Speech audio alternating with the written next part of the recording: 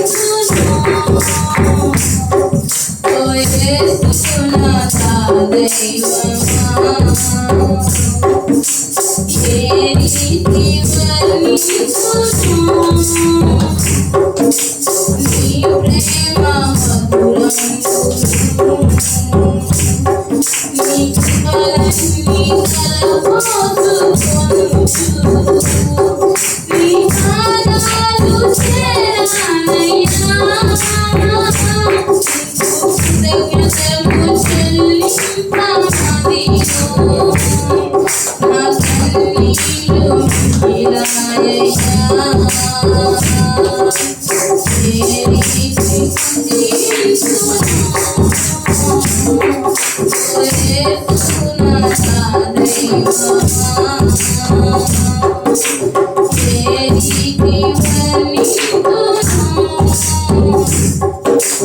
నీ ప్రేమ మధురం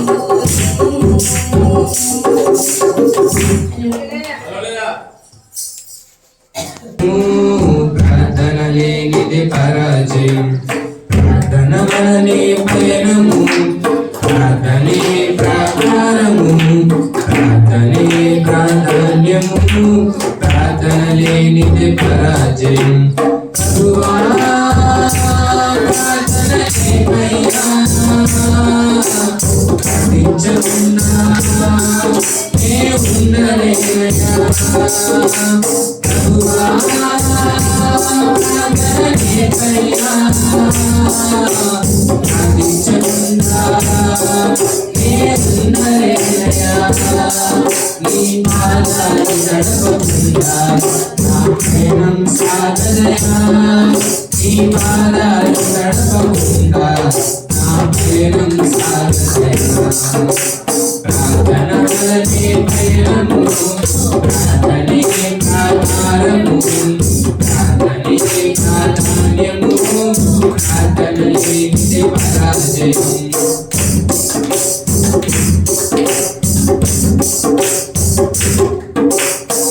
ప్రార్థనలో నాటునది చల్లగించుట అసాధ్యము, ప్రార్థనలో పోరాడునది పొందకపోవుట అసాధ్యము.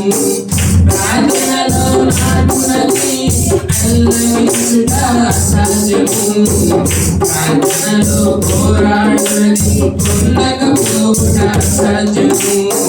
ప్రార్థనలో ప్రాకులాడినది పతనమవుట అసాధ్యము, ప్రార్థనలో ప్రాకులాడినది పతనమవుట అసాధ్యము.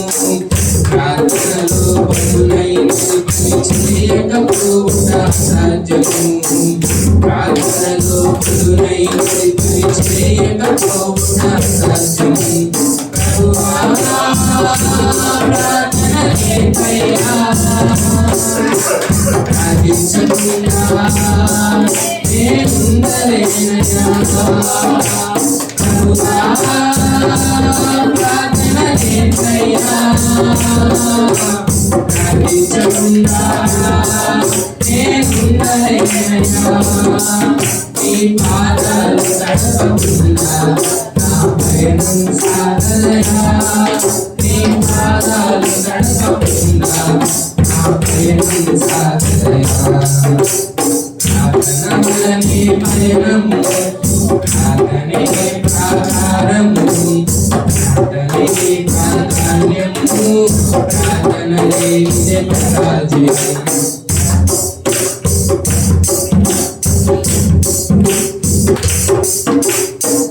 ప్రార్థనలో కన్నీరు కరిగిపోవుట అసాధ్యము, ప్రార్థనలో ముందునది మరుగైపోవుట అసాధ్యము.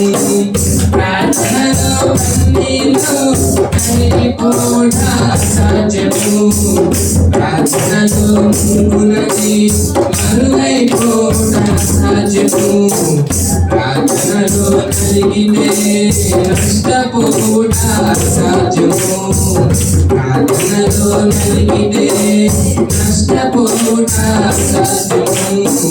ప్రార్థనలో పిలుగులాడితే పడిపోవుట అసాధ్యము, ప్రార్థనలో పిలుగులాడితే పడిపోవుట అసాధ్యము. ప్రభువా ప్రార్థననే పైనా ప్రార్థించకున్నా నే ఉండలేనయ్యా. ప్రభువా ప్రార్థననే పైనా ప్రార్థించకున్నా నే ఉండలేనయ్యా. నీ పాదాలు నడవకుండా నా పయనం సాగదయా. నీ పాదాలు నడవకుండా నా పయనం సాగదయా.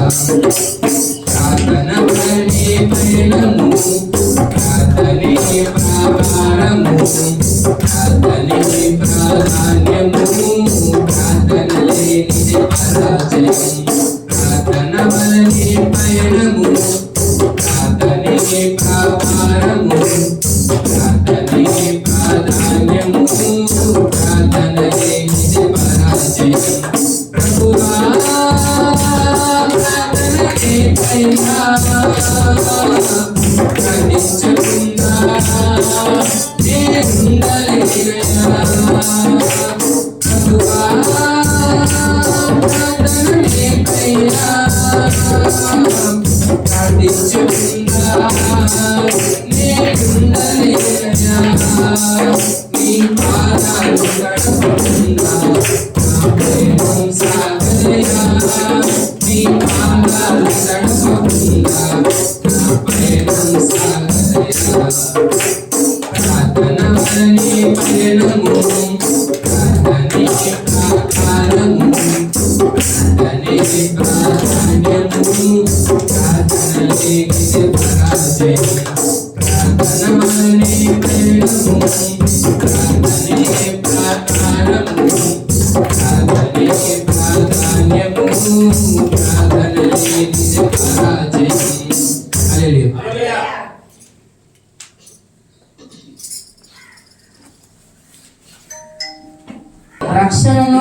రక్షణకర్త అయి ఉన్నాడు. నేను ఎవరికి భయపడదును, యెహోవా నా ప్రాణదుర్గము. ఎవరికి వెళ్తును? నా శరీర మాంసము తినుటకై దుష్టులు నా మీదకి వచ్చినప్పుడు నన్ను బాధించు శత్రువులు నా మీదకి వచ్చినప్పుడు వారు తొట్రెల్లా కూలిరి. నాతో యుద్ధము చేయుటకు దండు దిగినను నా హృదయము భయపడదు. నా మీదకి యుద్ధము రేగినను దీనిలో నేను ధైర్యము విడవకుందును. యెహోవా యొద్ద ఒక వరం అడిగి తిని దానిని నేను వెతుకుచున్నాను. యెహోవా ప్రసన్నతను చూచుటకును ఆయన ఆలయంలో ధ్యానించుటకును నా జీవిత కాలం అంతయు నేను యెహోవా మందిరంలో నివసింపగోరుచున్నాను. ఆపత్ కాలమున ఆయన తన పర్ణశాలలో నన్ను దాచును. తన గుడారపు మాటున నన్ను దాచును. ఆశ్రయ దుర్గము మీద ఆయన నన్ను ఎక్కించును. ఇప్పుడు నన్ను చుట్టుకొని ఉన్న నా శత్రువుల కంటే ఎత్తుగా నా తల ఎత్తబడును.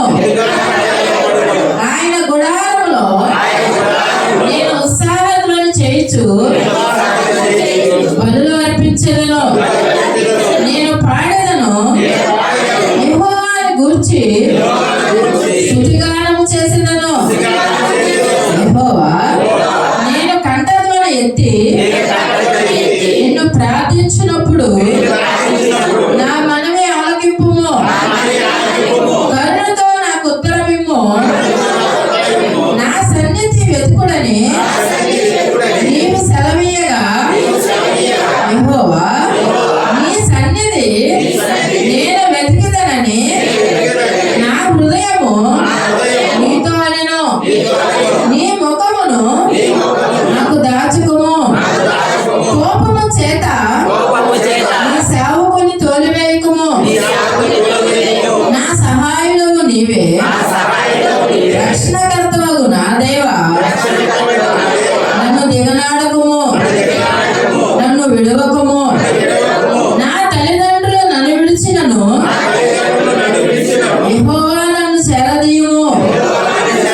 యెహోవా నీ మార్గమును నాకు బోధింపుము. నా కొరకు పొంచి ఉన్న వారిని చూచి సరళమైన మార్గమున నన్ను నడిపింపుము.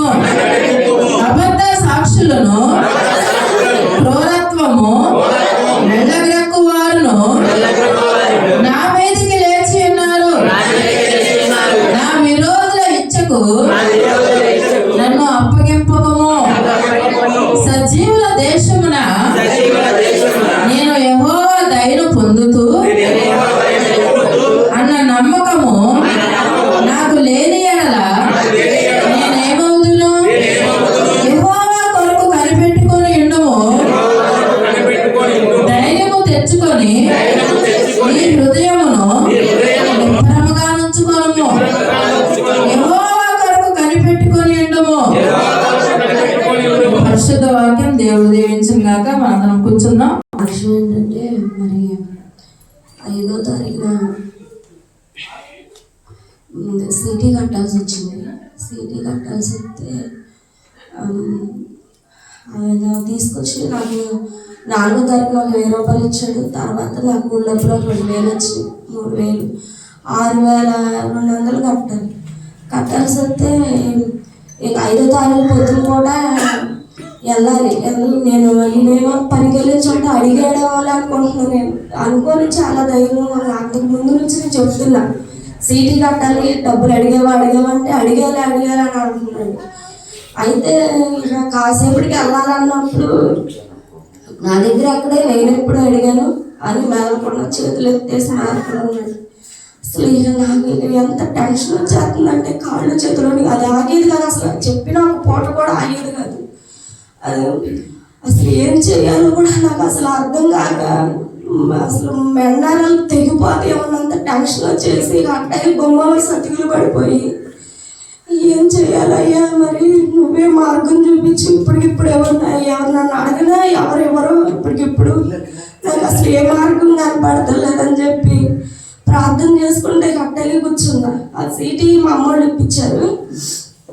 అయితే మళ్ళీ ఏదైతే అదైతే వాళ్ళే ఏదో ఒకటి చేస్తారేమోలని చెప్పి మా అమ్మకు ఫోన్ చేసి చెప్పాను. చెబితే అదేంటి ఇప్పటికిప్పుడు చెప్పడం ఏంటి, ఇందాక కూడా చేసి ఎవరు వెళ్తున్నారు అది దాన్ని అడిగావు, మళ్ళీ ఇప్పుడే పెట్టాను అని చెప్పి మా అమ్మ మళ్ళీ పక్కనుండి ఫోన్లో మాట్లాడతాను అరుతుండే నాకు ఏం మాట్లాడాలో తెలియక ఏడుపు వచ్చేస్తుంది. నాకు తెలియదమ్మా మరి వెళ్ళే ఆ పనికి వెళ్తున్నాడు అడిగాడు అనుకున్నాను. మరి ఏదో ఒకటి మీరే చేయండి అన్నప్పుడే పక్కన మళ్ళీ మా నాన్నండి సర్లే ఉన్న వరకు ఉంచమను, ఆ కర్మ డబ్బులు నేను ఏదో ఒకటి చేస్తాను అన్నాడు. దేవుడు మరి ఆ విషయంలో గొప్ప కార్యం. ఎందుకంటే అసలు ఆ సీటీ ఆగేది కాదు. దేవుడు గొప్ప కార్యం ఆ సీటీ విషయంలో చేశాడు. మరి ఇక తర్వాత మరి మందిరంలో భోజనాలు మాదేనని చెప్పి అయితే వెళ్ళాం. కానీ అసలు రూపాయి లేదు. రూపాయి లేకపోతే మరి 2 రోజులు టిఫిన్లు పెట్టుకోవడానికి మరి దేవుడు మార్గం చూపించాడు. మరి 2 రోజుల నుంచి నాకు పని లేదు. 2 రోజులు మరి అమ్మకి డబ్బులు వచ్చేటట్టుగా దేవుడు కూడా మరి ఆ పని చూపించాడు. అసలు అనేక విషయాల్లో అప్పటికప్పుడు మా జీవితాల్లో అద్భుతమైన కార్యాలు చేస్తున్నాడు. మరి మేము గుళ్ళో భోజనాలు పెట్టినందుకు ఆ స్థితిలో మమ్మల్ని దేవుడు మాకు అంతకంత దేవుడు మళ్ళీ వారం తిరిగొచ్చేసరికి దేవుడు అద్భుతమైన కార్యం చేశాడు. అందుని బట్టి దేవుడు నామానికే మహిమ రావాలి. ఇచ్చిన సాక్ష్యం దేవుడు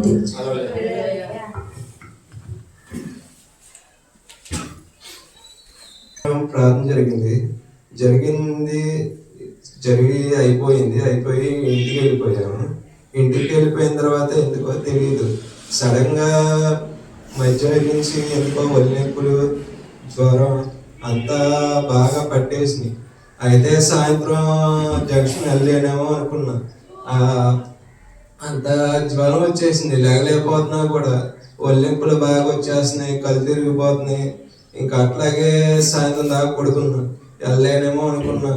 అయితే ఇంకా అట్లాగే సాయంత్రం స్నానం చేసి పారాసిటమాల్ బిల్ వేసుకొని అట్లా పడుకున్నప్పటికీ సాయంత్రం బండికి వెళ్తున్నప్పుడు ఇంకా ఎటువంటి జ్వరం అనేది లేకుండా ఆ పిల్లతో తగ్గించాడు. అలాగే ఇంకా తర్వాత ఆ నెక్స్ట్ రోజు కూడా కంపెనీకి వెళ్దామని పొద్దున్నే లేచినప్పుడు మళ్ళీ ఎందుకో కానీ జ్వరం ఒళ్ళెప్పులు అవన్నీ వచ్చింది. మళ్ళీ అదే యథామూలుగా పట్టేసింది.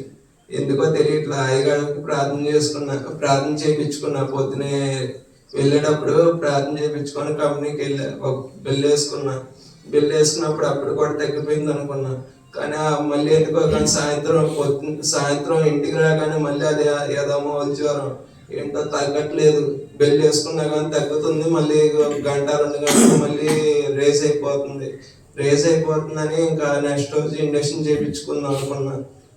ఇంకా రోజు నెక్స్ట్ రోజు బుధవారం సాయంత్రం ఇక్కడ మందిరానికి వచ్చేటప్పుడు ఇంజక్షన్ చేయించుకొని వచ్చా. ఇంకా అప్పటికి తగ్గిపోయింది అన్నారు డాక్టర్. ఇంకా ఇంజక్షన్ చేశారు. చేస్తే ఇంకా మందిరానికి వచ్చేసాను. వచ్చినప్పుడు తగ్గిపోయింది అనుకున్నా, అప్పుడు కూడా తగ్గలేదు. తగ్గిపోతే తర్వాత గురువారం నాడు కూడా అట్లాగే కంపెనీకి వెళ్ళాను. గురువారం సెలవు అన్నారని సరే బ్లడ్ టెస్ట్ చేయించుకుందామని వెళ్ళాను. బ్లడ్ టెస్ట్ చేయించుకుంటే బ్లడ్ టెస్ట్లో కూడా నార్మల్ వచ్చేలా చేయండి, ఎటువంటి టైఫాయిడ్ ఏది లేకుండా మీరే కన్సివేయండి అనుకున్నాను. అటు ఇటుగా బ్లడ్ టెస్ట్లో నార్మల్గా ఉందని వచ్చింది. అలాగే ఇంకో సాక్షి ఏంటంటే, నేను ఎప్పటి నుంచో బైక్ తీసుకోవాలని అనుకుంటున్నప్పుడు ఏ బైక్ తీసుకోవాలో తెలియట్లా. నాకైతే ఫస్ట్ ఏమో గ్లామర్ తీసుకుందాం అనుకున్నా, కానీ అది కూడా తీసుకోలేదు. ఇంకోసారి ఏమో యూనికాన్ తీసుకుందాం అనుకున్నా, అదేమో తీసుకుందాం అనుకున్నా లాస్ట్ టైంకి అది బాగా వడ్డీతో 2 లక్షలు దాటిపోతుంది అన్నారని సర్లే. తర్వాత అదే ఆలోచన, ఈసారి కూడా మళ్ళీ తీసుకోకపోవడం కుదరదేమో అనుకున్నాను. ఇంకా కంపెనీ నుంచి ఇంటికి వస్తానే ఆలోచన, ఏదో ఒకటి సరే అది కాకపోయినా సరే వేరేది ఏదో ఒకటి పల్సర్ కానీ ఏదో ఒకటి తీసుకుందాం అనుకున్నాను. కానీ ఆ నెక్స్ట్ రోజు నా బర్త్డే సమయానికి నెక్స్ట్ రోజు ఉదయం గన్నవరం ఇక్కడ ఆగిరిపల్లి షోరూమ్కి వెళ్ళాం, గన్నవరం రోడ్లో. అయితే అక్కడికి వెళ్ళినప్పుడు తెలిసిన అంకుల్ ఒక బైక్ చూపించినప్పుడు నాకు ఎందుకో దేవుడు అది చూపించినట్టు అనిపించింది. ఇంకా ఆ బండి తీసుకున్నాను. దేవుడు మంచి బండిని ఇచ్చాడు. అలాగే ఇంకో సాక్షి ఏంటంటే, మొన్న ఇక్కడ బుధవారం క్యారల్స్ అన్నారు. అయితే దానికి వస్తానని చెప్పినప్పుడు ఎందుకో నాకు అది ఆలోచన. అక్కడేమో సెలవు ఎవరు ఇంకా మీ చిత్తం ప్రభావ, మీ చిత్తం అయితే మీ క్యారల్స్ నడిపించండి అనుకున్నాను. అటు ఇటుగా దేవుడు ఆ రోజు నైట్ అడిగినప్పుడు సెలవు తీసుకో అన్నారు. ఇచ్చిన సాక్ష్యం దేవుడు దీవించిన కాక.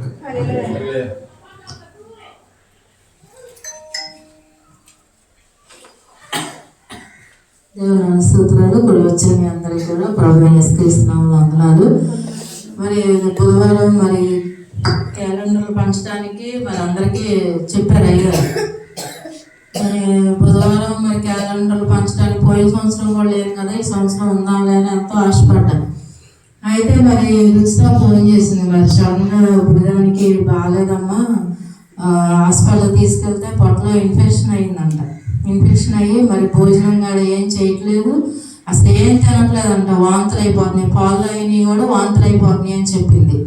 ఇంకా నాకేం చేయాలో అర్థం కావట్లేదు. మరి అప్పటికప్పుడు ఎలా వెళ్ళాలో కూడా తెలియట్లేదు. మరి బుధవారం సాయంత్రం ఏమో వీళ్ళు వస్తారు కదా, సరే అయ్యారు అన్నారు, నువ్వు వెళ్ళమ్మా నేను ఉంటాను కదా అని చెప్పన్నారు. ఇంకా నూజివీడులో 1:30కే బస్సు ఉంటుంది ఆకువీడికి. సరే ఆ బస్సుకి వెళ్ళిపోదామన్న దేమోతో నేను ఉదయం ఎక్కడో అమ్మూరుగూడెం ప్రార్థన ఉంటే అక్కడికి వెళ్ళి చూసుకుని మేము వచ్చేటప్పటికి టైం లేట్ అయిపోతుంది, 2:15 అయిపోయింది. మరి అయ్యగారు అలాగే స్పీడ్గా తీసుకెళ్ళారు. నూజివీడు తీసుకెళ్తే ఆ బస్సులు ఇప్పుడు ఏం లేవు, ఉదయమే కానీ ఇప్పుడు అయితే లేవు అన్నారంట. ఇంకా అయ్యగారు ఏమో సరే వెళ్ళిపోదాం లేకపోదా రేపు పొద్దున్నే ట్రైన్ ఎక్కుదు కానీ అని చెప్పి అన్నారు. ఏం చేయాలో తెలియక అక్కడే నుంచున్నాం, చాలాసేపుడికి నుంచున్నాం. ఇంకా జంక్షన్ కన్నా వస్తుందేమో, జంక్షన్ నుంచి వెళ్దాంలే అన్నట్టుగా నుంచుంటే అయ్యగారు అన్నారు సరే ఏలూరు వెళ్ళి ఎక్కించాను అన్నారు. సరే పదండి అని ఏలూరు వెళ్ళంగానే 4 గంటలకి కరెక్ట్గా బస్సు ఉంది అక్కడి నుంచి. దేవుడు మహాకృపను బట్టి మరి మేము అటు వెళ్ళంగానే 10 నిమిషాలకే బస్సు వచ్చింది.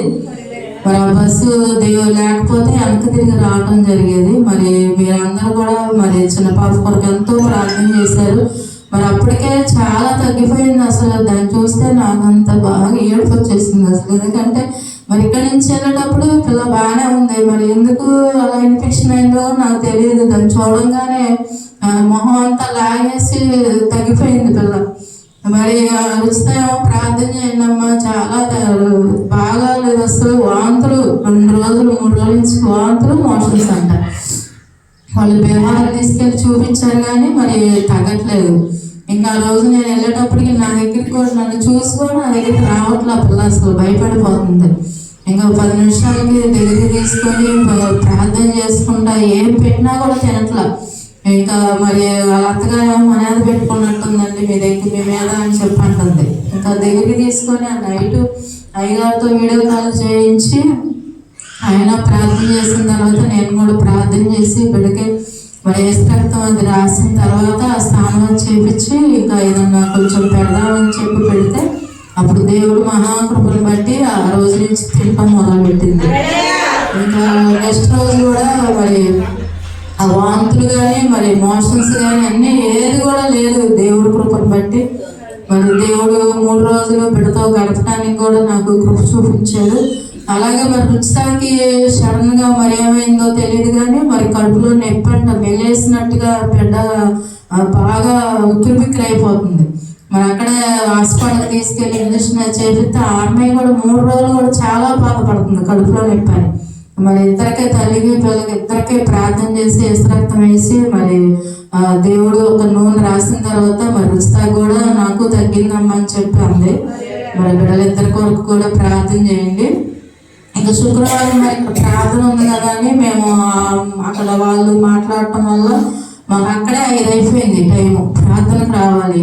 వాళ్ళేమో ఉండాలని అంటున్నారు, కాదమ్మా మరి ఇలా ప్రార్థన ఉందని చెప్పి మేము 5 అయింది అక్కడ బయలుదేరేటప్పటికి బండి మీద. ఇంకా మరి అయ్యారేమో టెన్షన్ పడిపోతున్నారు, ప్రార్థన టైం అయిపోతుంది కదా అని చెప్పేసి ఇంకా బండి మీద మేము అలాగే చలి బాగా విపరీతంగా ఉంది. అలాగే బండి మీద వచ్చాము. వచ్చి ఇక్కడ మరి ఇంకా స్నానం కూడా చేయకుండా ప్రార్థనకు వచ్చేసి ప్రార్థన చూసుకొని ఇంటికి వచ్చాను. స్నానం చేసి అలా పడుకున్నాను, ఒక 10 నిమిషాలు కూడా అవ్వదు పడుకున్నాను. మరి ఏమైందో నాకైతే తెలియదు కానీ మెన్నారాల నుంచి తల పైకి అసలు విపరీతమైన పూట వచ్చేస్తుంది. అసలు ఏంటి నాకు అర్థం కాక తలకే నరాలు పగిలిపోతాయి చచ్చిపోతానేమో అన్నట్టుగా అంత నాకు ఎప్పుడు నేను పుట్టి పెరిగిన తర్వాత మరి అంత నొప్పి అయితే నాకు రాలేదు అసలు.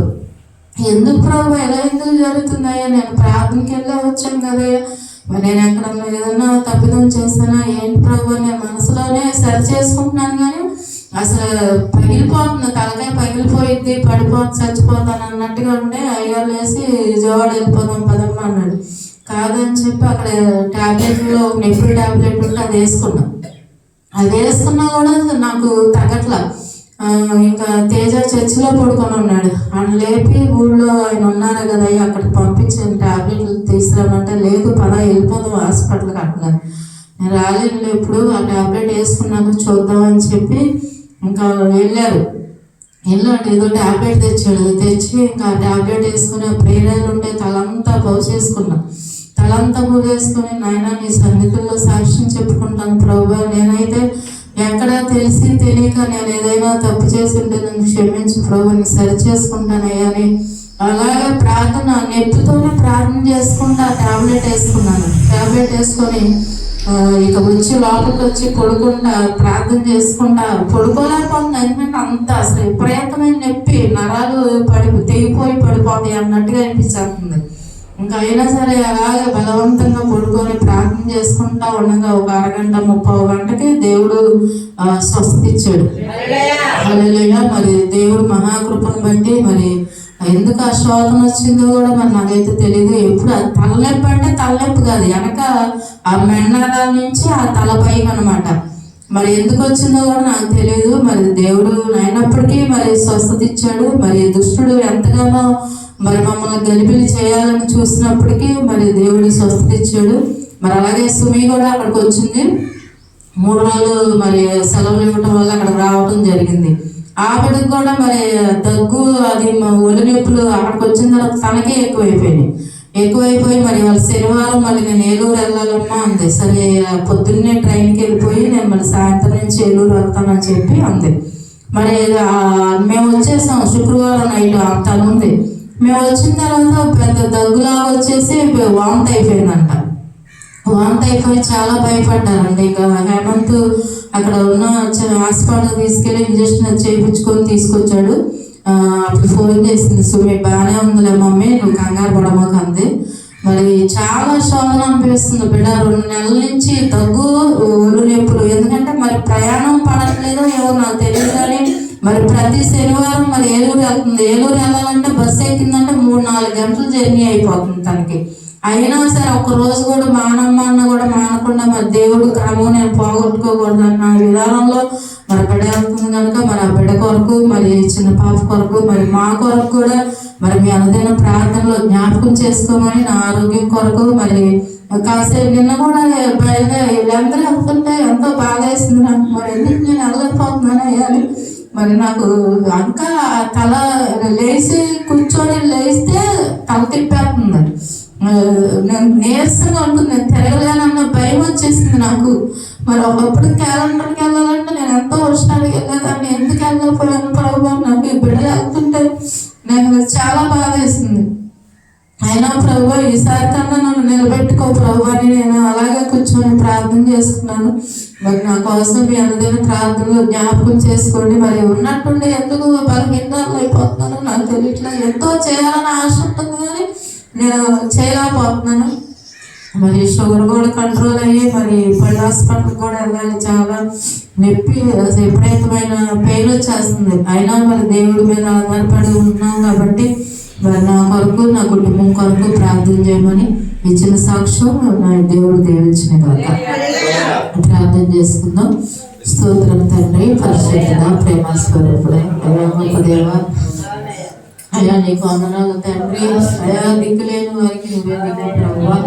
ఆదంలో లేక గాలి వాళ్ళ చేత కొట్టబడుతున్న గానా నిన్ను నేలార్జనంతో నేను కట్టెదను అనే వాగ్దానం నాయన బిడ్డలు నెరవేర్చండి నాయన. అయా బిడ్డలు అమ్ములు సాక్ష్యంలో ప్రభా అయ్యా నిజమే, ప్రతి నెల భోజనాలకి బిడ్డలు సిద్ధపరచావు అయ్యా. లేమిలో ఉన్నప్పటికీ నా ప్రభావ వారు పెట్టుటకు నువ్వు చూపావు నాయన. ఎంతైతే నీకు ఖర్చు పెట్టారో మళ్ళీ అంతకంతకు వారిని ఆశీర్వదించావు అయ్యా. అలాగే బట్టి వందనాలు ప్రభా. అలాగే పూర్ణ విషయంలో కూడా బిడ్డ జ్వరంతో బాధపడుతున్నప్పటికీ నీ పరిచయం అయితే నిర్లక్ష్యపరచలేదు అయ్యా. అయ్యా క్రమంగా వస్తున్న పరిచయం బిడ్డ కొనసాగించుడు ప్రభా. అలాగే వాహనం కొనుక్కోవాలని ఆశపడ్డాడు తన బర్త్డేకి అయ్యా. మరి నూతనమైన వాహనాన్ని కొనించవు ప్రభా. అని బట్టి వందనాలు. ఇంకా యవనస్తుని నిలబెట్టి అయ్యా వాడుకోండి నాయన. బ్రైట్ విషయంలో నువ్వు చేసిన మేలును బట్టి వందనాలు. బిడ్డ ఇన్ఫెక్షన్ తో ఎంతో చిన్న బిడ్డ, నోరు లేని బిడ్డ నా ప్రభు, ఏం చెప్పుకుంటుందో నా ప్రభు. ఆ బిడ్డ విషయంలో నువ్వు చేసిన మేలును బట్టి, చేసిన కార్యాలను బట్టి సంఘము బిడ్డలు ఎంతో ప్రార్థించారయ్యా. సంఘము చేసిన ప్రార్థన ఆయన నువ్వు ఆలకించుకున్నావు. స్తోత్రాలయ్యా. క్రిస్తా విషయంలో, సుమి విషయంలోనైనా అయ్యా, అలాగే నా విషయంలో కూడా ఎంత గొప్ప కార్యం జరిగించావు ప్రభు. ఈ దినానికి రీతిగా మేము సజీవ లెక్కలో ఉన్నామంటే అయ్యా కేవలం అయ్యా నీ ఉచితమైన కృపేనా ప్రభు. నీ కృప లేనిదే మేము లేవు నా ప్రభు. నీ కృప చూపిస్తూ అయ్యా మాకు జీవిత కాలం అంతయు కూడా నాయన ప్రభు నాయన అయ్యా మాకు ఇస్తున్న ఈ యొక్క ఆయుష్ని బట్టి వందనాలు, ఆరోగ్యాన్ని బట్టి వందనాలు ప్రభు. అయ్యా ఇటు ఆరోగ్యమునైన, ఇటు బలమును, ఇటు యొక్క శక్తి నాయన నీ కొరకు ఉపయోగకరంగా మేము ఉండాలన్న సహాయము దయచేయమని, ఇంకా చెప్పలేని సాక్ష్యాన్ని మరొక సమయానికి చెప్పి నేను గణపరిచే కృపను మాకు దయచేయమని నజరేయుడైన యేసుక్రీస్తు నామములో నేను స్తుతించి బ్రతిమలాడి వేడుకుంటున్నాం తండ్రి. హల్లెలూయా, హల్లెలూయా, హల్లెలూయా. మనందరం లేచి నిలబడినట్లయితే కానుకలు పాట పాడుకుందాం.